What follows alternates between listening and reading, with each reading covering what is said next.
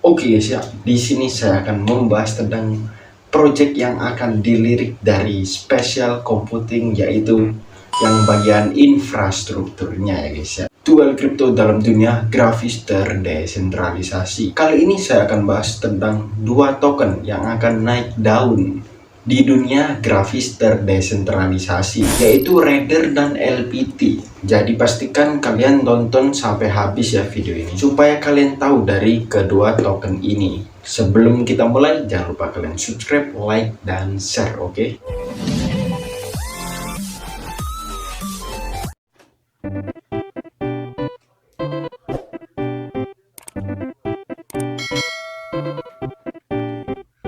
Ini dia render killer. Akankah render kalah dengan LPT? Dan better lebih invest LPT atau render ya?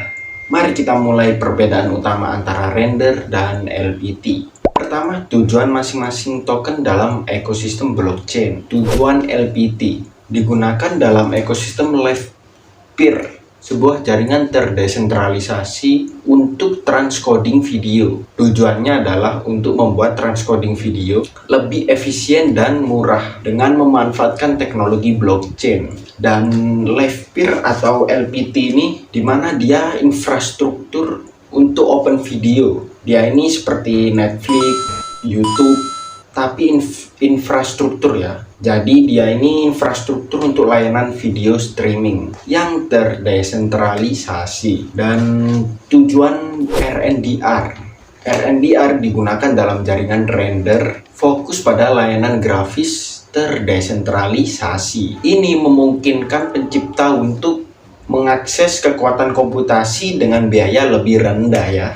Dan render RNDR adalah desentralisasi GPU ya, yang sudah resmi bekerja sama dengan Apple dan kemungkinan besar digunakan dalam Apple Vision Pro untuk cloud rendering berbagai konten-konten yang akan disajikan Apple, entah itu video, entah itu game, entah itu IR atau VR, yaitu membutuhkan teknologinya render. 2.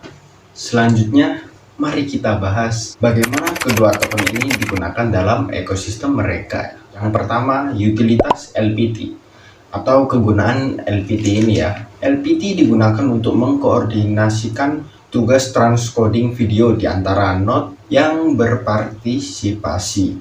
Pemilik LPT dapat bertindak sebagai orchestrator atau delegator untuk mendapatkan bagian dan pendapatan. Buat kalian yang nggak tahu, oke, apa itu orchestrator atau delegator? Nah, yang dimaksud orchestrator atau delegator itu adalah orang atau bisa disebut entitas lah ya, yang mengelola dan mengoordinasikan aktivitas di jaringan blockchain. Mereka bisa bertindak dalam mengatur transaksi atau mendukung keamanan jaringan dengan menyimpan koin mereka, atau berpartisipasi dalam proses validasi. Oke, yang kedua, utilitas dari RNDR. RNDR digunakan untuk memvalidasi transaksi antara pengguna yang membutuhkan layanan rendering dan pemilik GPU yang menyediakan kekuatan komputasi. Pengguna membayar dengan RNDR dan pemilik GPU mendapatkan imbalan atas kontribusi mereka. Yang ketiga, kemudian kita lihat bagaimana keduanya berkontribusi dalam desentralisasi di industri masing-masing, LPT dan desentralisasi. LPT mendukung desentralisasi dalam transcoding video, mengurangi ketergantungan pada penyedia layanan pusat. RNDR dan desentralisasi. RNDR mendorong desentralisasi di bidang komputasi grafis, memungkinkan distribusi kekuatan komputasi dan mengurangi dominasi render farm besar. Jadi, apakah lebih baik investasi di LPT atau render nih? Keduanya menawarkan solusi inovatif dalam industri masing-masing. LPT untuk transcoding video yang lebih efisien, sementara RNDR untuk kebutuhan rendering grafis. Video ini dibuat referensi token-token dan lainnya yang ada di Spatial Computing teruntuk infrastruktur ya guys ya. Dan aku rangkum ada 2 token ini. Jadi kalian pilih yang mana, kalian bisa riset sendiri antara LPT atau RNDR. Atau kalian ada token yang lain nih, yang menurut kalian bagus. Bisa kalian komen di bawah ya guys ya. Dan pilihan ini ada di jari kamu, kalian pilih kalian pilih beli atau mau jual ya. Oke, segini dulu videonya. Jangan lupa kalian like. Kalau tidak suka jangan lupa dislike. Subscribe boleh lah ya.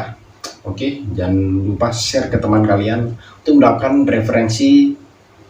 referensi token lainnya ya. Komen kalau ada token yang lebih menarik dibanding 2 ini. Nanti aku bahas. Oke. See you guys.